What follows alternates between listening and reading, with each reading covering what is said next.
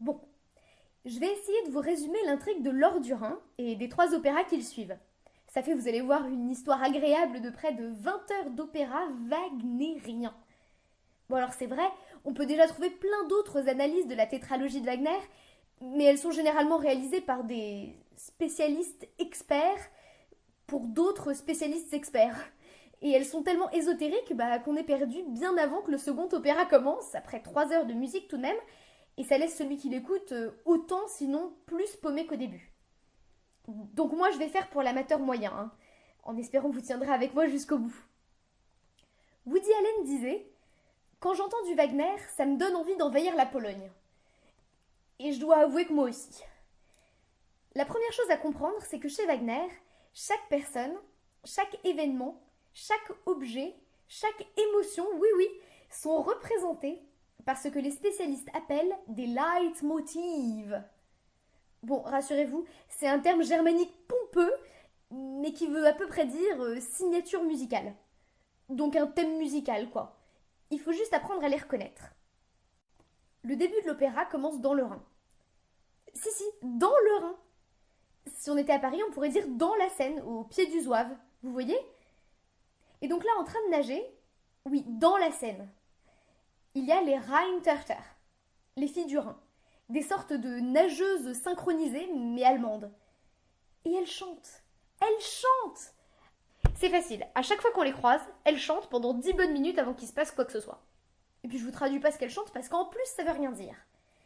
Et donc en fait leur travail, elles surveillent une sorte de tonne d'or magique.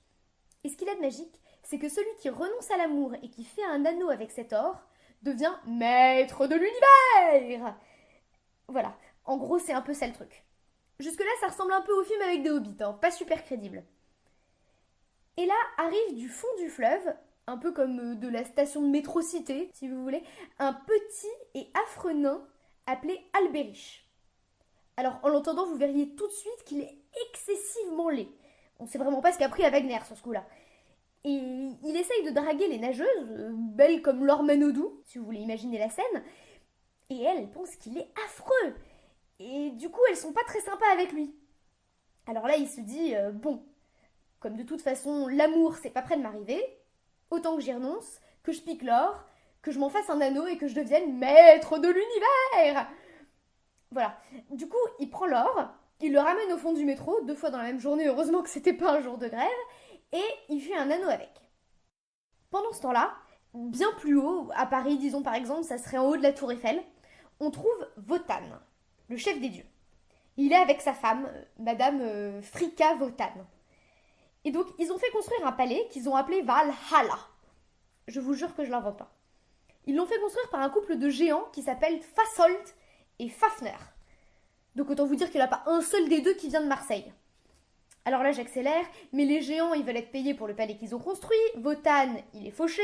Du coup, sur les conseils de Loki, le méchant dans le film Thor, il va voler l'or à Albéric et son anneau. Alors là, Albéric, il est furax. Simplement furax. Il te balance une malédiction sur l'anneau qui va durer encore 18 heures d'opéra. Bon alors, là les emmerdes ne font que commencer. Wotan, il paye son palais avec l'or, mais les géants, ils veulent aussi l'anneau, qui est toujours maudit si vous vous rappelez. Alors du coup, il donne l'anneau à Fasold. Et là, Fafner tue Fasold sous ses yeux pour garder l'anneau pour lui. Alors Wotan, il voit que la malédiction, elle marche. Hein. Et alors, attendez, c'est que le début, ça le rend un petit peu inquiet tout ça. Du coup, il va demander conseil à Mère Grand Erda, une sorte de cartomancienne qui était déjà là quand il n'y avait rien d'autre. Et elle lui dit: attention, Wotan, attention. Et à ce moment-là, elle accouche de 8 filles de Wotan. Donc ces 8 filles s'appellent les Valkyries, comme la musique d'Apocalypse Now. Et ce sont les femmes les plus bruyantes qui soient. On les retrouvera dans la seconde partie.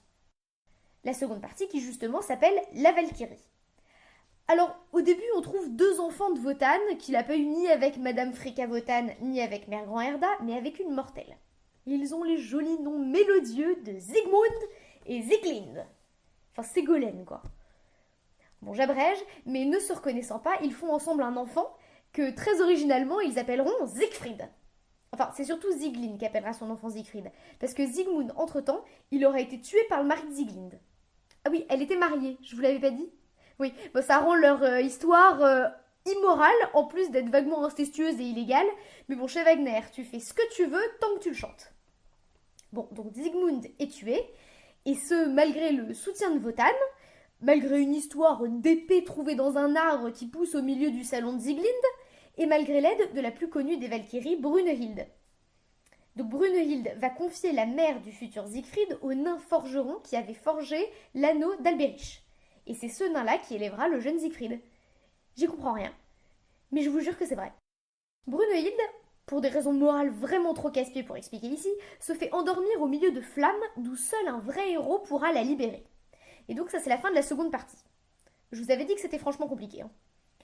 La troisième partie raconte la jeunesse de Siegfried.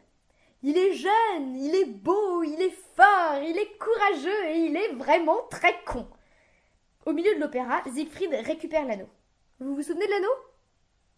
Oui. Donc du coup, il récupère l'anneau en tuant le géant survivant, Fafner, qui pour cet opéra-là s'est transformé en dragon. Ne me demandez pas pourquoi, mais je vous jure que j'invente toujours rien. Hein. Et donc après, il se rend compte que maintenant il comprend le chant des oiseaux. Et donc avec l'aide des oiseaux, il éteint les flammes autour de Brunhild, comme en rien, et il la libère. Alors là, on se rend compte qu'il n'a jamais vu de femme avant, et du coup, il comprend pas bien ce qu'il voit. Et puis finalement, il comprend assez vite, et ils tombent amoureux tous les deux. Oui, c'est sa tante, mais au point où on en est, ça n'inquiète plus personne. Et donc du coup, Siegfried offre l'anneau à Brunhild. Et là, on pourrait croire que c'est fini. Mais en fait, pas du tout. Il reste encore 5 heures d'opéra et des dizaines de personnages à rencontrer. La quatrième partie est appelée le crépuscule des dieux, en toute simplicité. Non mais je sais pas où il s'est cru le mec. Et donc ça commence avec la scène très réaliste de 3 Nornes, pas des nonnes, des Nornes, qui tissent le destin du monde. En fait, c'est des cousines de Mère Grand Herda. Et donc 20 minutes de prêchi-prêcha terne, sordide, incompréhensible, ésotérique, tout en allemand. Et en fait, elle résume en langage codé tout ce qui vient de se passer. Bon, du coup, je coupe. Et donc en gros, Siegfried se lasse de Brunhild, et même il l'oublie. Il s'en va parcourir le monde, rencontre un tas de gens très communs, dont Gunther et Guntrun Gibitsch. Non mais franchement, je sais pas avec quel logiciel Wagner crée le nom de ses héros, mais ça n'a aucun sens. Et puis, il finit par se faire tuer par le fils du nain Alberich. Ah, vous vous souvenez d'Alberich? Et Brunhild, elle, de tristesse, elle se jette dans des flammes, qui du coup consument le Valhalla et tous les dieux et l'anneau. Mais je vous promets que j'invente rien.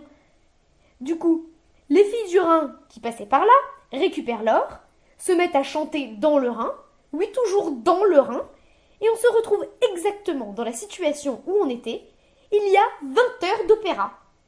Tout ça